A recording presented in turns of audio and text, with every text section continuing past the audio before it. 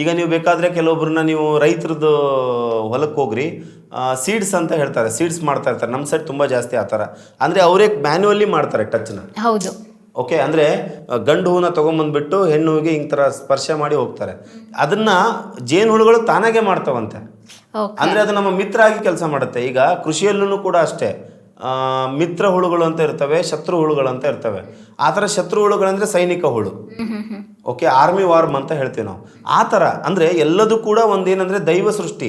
ಆ ದೈವ ಸೃಷ್ಟಿನ ಹಾಳು ಮಾಡ್ತಾ ಇರೋದು ಯಾರು ಅಂದರೆ ನಮ್ಮ ಮನುಷ್ಯರು. ಅಂದ್ರೆ ಎಲ್ಲ ಚೆನ್ನಾಗಿರ್ಬೇಕು ಅಂತ ಹೇಳಿ ಬಯೋಡೈವರ್ಸಿಟಿ ಚೆನ್ನಾಗಿರ್ಬೇಕು, ಅಂದ್ರೆ ಪರಿಸರದಲ್ಲಿರುವಂತಹ ಜೀವ ವೈವಿಧ್ಯತೆ ಎಲ್ಲ ಸಮತೋಲನದಲ್ಲಿರಬೇಕು. ಇದ್ದಾಗ ಮಾತ್ರ ನಮಗೆ ಆರೋಗ್ಯಕರ. ನಮ್ಮ ಭೂಮಿಯಲ್ಲಿ ಪಕ್ಷಿಗಳು ಬೇಕು, ಪ್ರಾಣಿಗಳು ಬೇಕು, ಸಸ್ಯಾಹಾರಿಗಳು ಬೇಕು, ಮಾಂಸಾಹಾರಿಗಳು ಬೇಕು.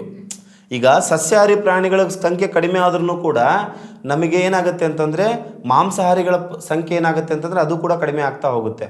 ಓಕೆ, ಅದಾದಮೇಲೆ ಮಾಂಸಾಹಾರಿಗಳ ಸಂಖ್ಯೆ ಕಡಿಮೆ ಆಯಿತು ಅಂತಂದರೆ ಸಸ್ಯಾಹಾರಿಗಳು ಜಾಸ್ತಿ ಆಗ್ತವೆ. ಒಂದು ಗ್ರೀನರಿ ಅನ್ನೋದನ್ನು ನಾವು ಕಳ್ಕೊಂಡ್ಬಿಡ್ತೀವಿ.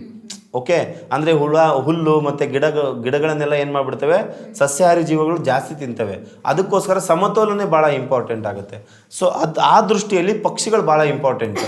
ಸೊ ಅದೇ ರೀತಿ ಮನುಷ್ಯ ಅಂತ ಬಂದಾಗ ಮನುಷ್ಯನಿಗೂ ಕೂಡ ತುಂಬ ಎಫೆಕ್ಟ್ ಆಗ್ತಾ ಇದೆ. ಆ ಎಫೆಕ್ಟ್ ಬಗ್ಗೆ ನೀವೇನಾದರೂ ಒಂದು ಸ್ವಲ್ಪ ಇನ್ಫಾರ್ಮೇಷನ್ ಅಂತ ಹೋಗಿ ಬರೋದಾದರೆ ಒಂದಿಷ್ಟು ನಾನು ನಿಮಗೇನು ಮಾಡ್ತೀನಿ ಅಂತಂದರೆ ಉದಾಹರಣೆಗಳ ಸಮೇತ ಕೊಡೋಕ್ಕೆ ಸ್ಟಾರ್ಟ್ ಮಾಡ್ತೀನಿ.